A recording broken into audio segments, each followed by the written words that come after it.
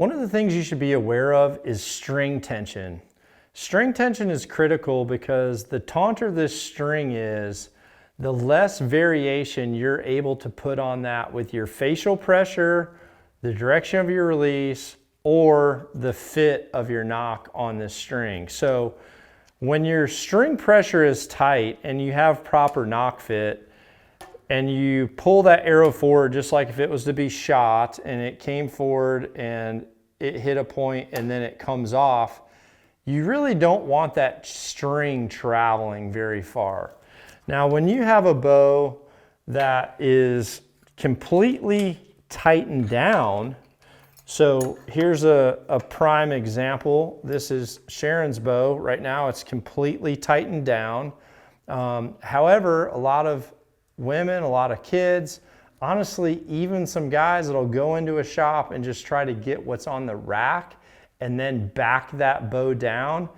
As you back it down more and more, you will reduce string tension. So let's just take a quick look here at Sharon's. And again, on women and kids, this is even more magnified because the string tension on this bow is going to be less naturally because this is a lower pulling weight and lower pressure on the string at rest compared to my bow that has quite a bit more poundage. So, you know, when we look at how far this will pull before it comes off, this is pretty normal right here. However, you take this bow and, you know, let's go ahead and back this thing down a couple turns. Let's see, was that 3 or 4? 9, 4, 5, 6.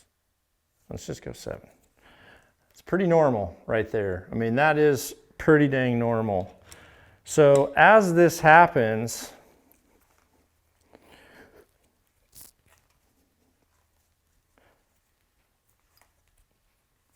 boom, as that happens and you reduce the pressure of this limb bolt on the limb, it's relaxing that limb back more straight, which then starts to make this string much more pliable. So one, as this bow is launched and that launch happens, this string is going to come so much further forward before it comes off. And if you have tight knock fit, that thing can come all the way forward like this and start to get into contact with your roller slides, the back of your arrow rest.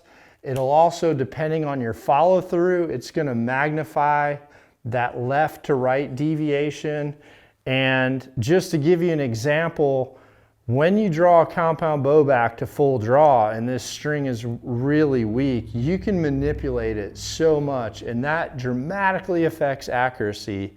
So don't try this at home. Do not try this at home. You're not going to get a warranty if it happens.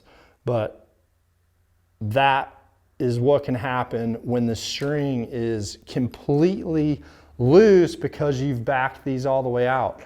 Nowadays, a lot of manufacturers offer so many different variations in the types of limbs that you can buy or modules that you can replace. If you can try to get a bow where the limbs are tighter, do it. If you have to wait an extra couple weeks to order it, do it. However, a lot of the bows, if they're not being backed out more than a pound or two here or there, you're totally fine. But just be aware, as you back the limbs out, this string tension is going to get weaker and weaker. So any variation or any manipulation that you put on that string is going to instantly affect your accuracy.